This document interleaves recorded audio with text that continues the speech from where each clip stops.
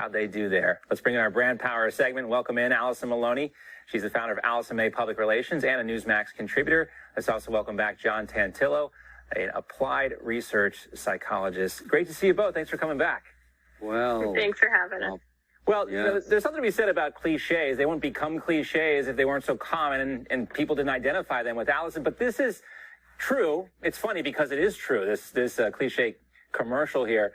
But why does it, I mean, obviously this stuff works because we see it in so many of these campaign commercials.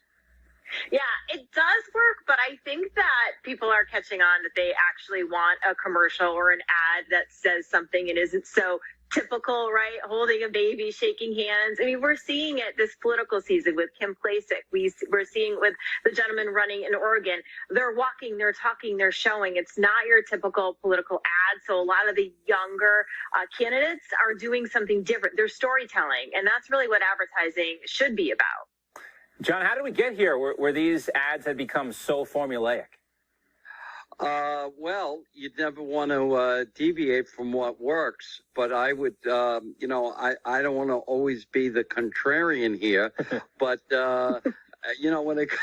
when it comes to advertising, what you have to do is you have to get out of the clutter. You have to resonate. And if it's the same old, or if you try to be too clever and you don't get what the ad is supposed to be about, you're in trouble. Mm-hmm. Well, let's talk about the Trump campaign. They are shifting their strategy, announcing a new $10 million TV ad buy. They're going to focus on the economy now. Here's one of the ads attacking Joe Biden on his trade policies.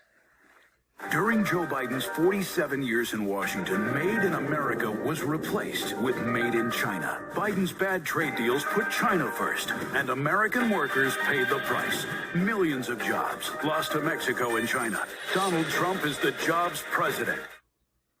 We hear the voiceover. We see some of the effects there. But according to advertising analytics, between August 10th and September 7th, Biden outspent Trump by more than $70 million in key battleground states.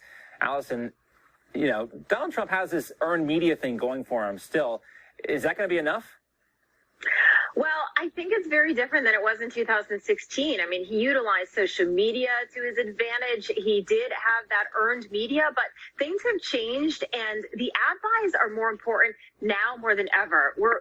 People are home. More people are watching TV. If this was pre-COVID, I would have said put a lot of money in digital, but I believe that he needs to focus on traditional broadcasting, and I know John Tillo disagrees with me on this, but more people are watching TV.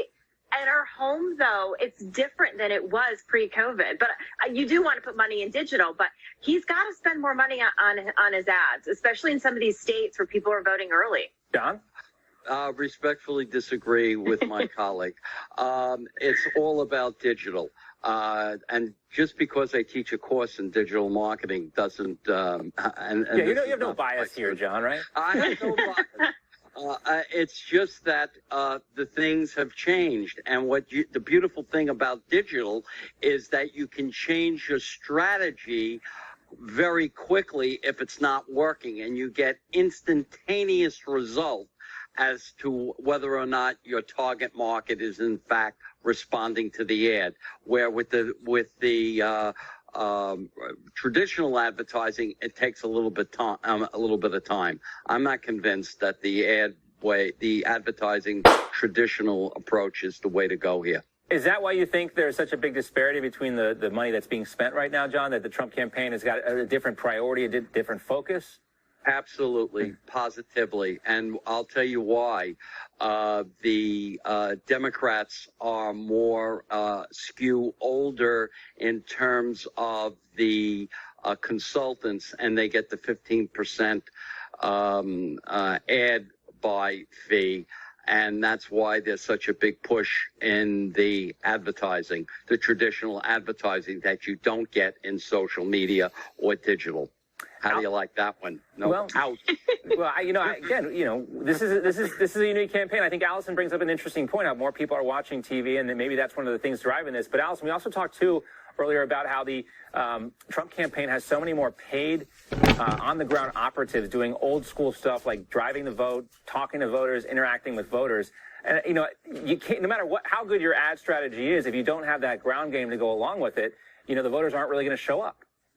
Yeah, absolutely. And he's great at that. He's still having these massive rallies. And for Joe Biden, why I think he's spending so much in his advertising is because that's the only way he can get his message to the voters. He's not out there. He's not holding these rallies. And you need everything. You need advertising. You need boots on the ground. You need these rallies. And that's exactly what President Trump is doing. Yeah, the campaign has over 2,000 paid campaign operatives in 17 different states. That was from Spicer's reporting last night. And that will get you a lot of eyeballs in terms of personal interaction. Thanks, guys. Great to see you as always.